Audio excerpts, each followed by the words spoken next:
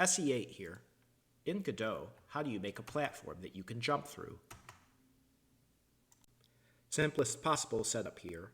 I have a scene with a character body 2D, a player node with the standard script. I have two static body 2Ds for floor and platform. All of these have a collision shape and a sprite 2D. Behold the platform node. This is a static body 2D. So let's look at the shape, which is a child of platform node. See, the corners have been highlighted here. And under the shape settings, it's a rectangle, you'll see one-way collision. This is what we want to check. This is a Boolean. And when we check it, you see there's now a little green arrow that shows under the shape. This arrow is pointing in the direction which the player cannot pass through this shape. Let's test this out. Player node can now move to the underside of this object, jump, and land on it. This is all well and good. Now we're up here, but what if I wanted to jump down through the platform? We're going to need to go into our player node script and make some changes. So there's multiple ways that we could accomplish this. I'm going to try to do it in a way that keeps the code to a minimum. Okay, so the part that handles the jump, we're going to add stuff to this.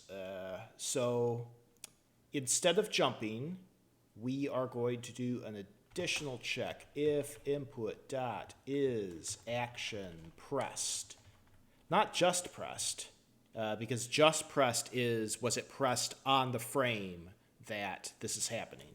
No, we just want to know if the key was down. So we're going to put the duck key, which I have mapped to S. So if duck is being pressed, then to do, we're going to put some stuff here.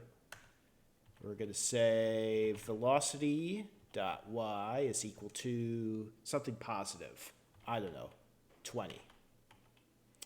And that's it. We're not going to set the other stuff. And we're going to say else, and then the rest of this stuff happens.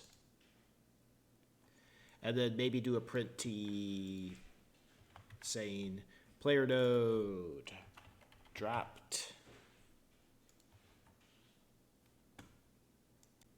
So if I test this out and I hold S and hit space, it does detect that we dropped, but setting the velocity to 20 is not going to do anything because we're just going to collide with the platform right away.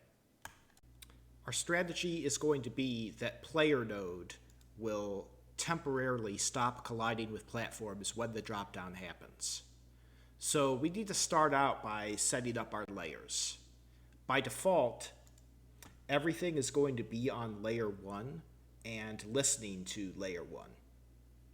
So let's designate layer 1 for wall, layer 2 for platform, and layer 4 for the player. I'm going to do this through project settings, but you could also right-click on the individual layer buttons in any body to do it. So I'm going to type in layer, and we go to 2D physics. And yeah, so let's say layer 1 is wall, layer 2 is platform, and layer 4 is player. Now I see when I select the body and I hover, now I see that's wall, that's platform, and this is player. So our player node, we're going to put it on 4. Player node is going to listen to wall and platform. And then our platform node is going to be on, oh, it's up here. We're going to set that to 2.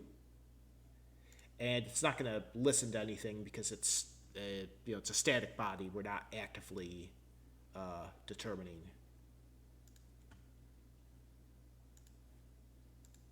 anything. So we're going to leave this at 1.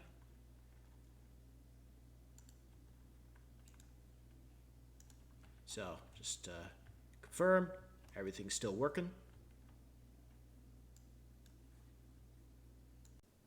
Back in player node, when I drop, I want to change my collision mask so that I am no longer listening for value 2, which is platform. So just gotta go here, and we're gonna do set collision mask value. And for platforms, we are gonna say false. So when we drop, we're gonna stop listening to channel 2. So now I jump through the platform. So I hold S and I hit space and I've dropped.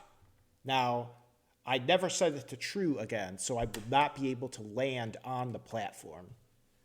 But we can fix that.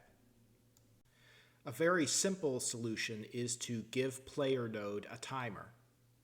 So in my seed tree, I right click, I add child node, I select timer.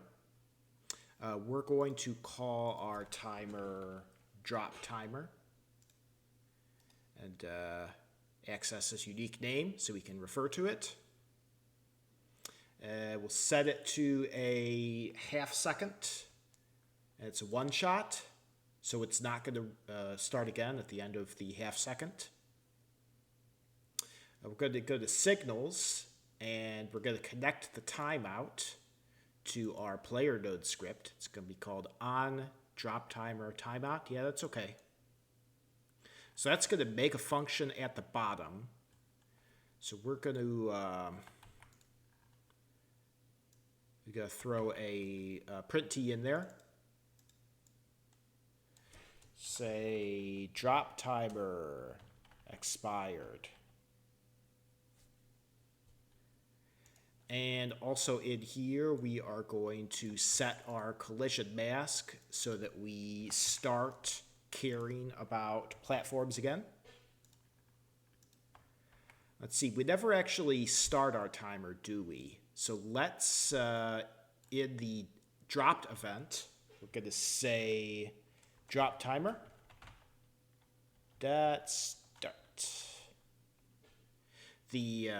The percent sign is to link it to the unique name that we dropped in our scene.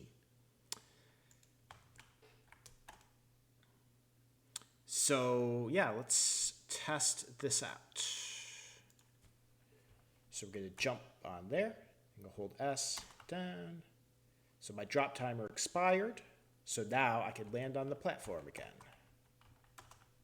Cool. This seems to be working well.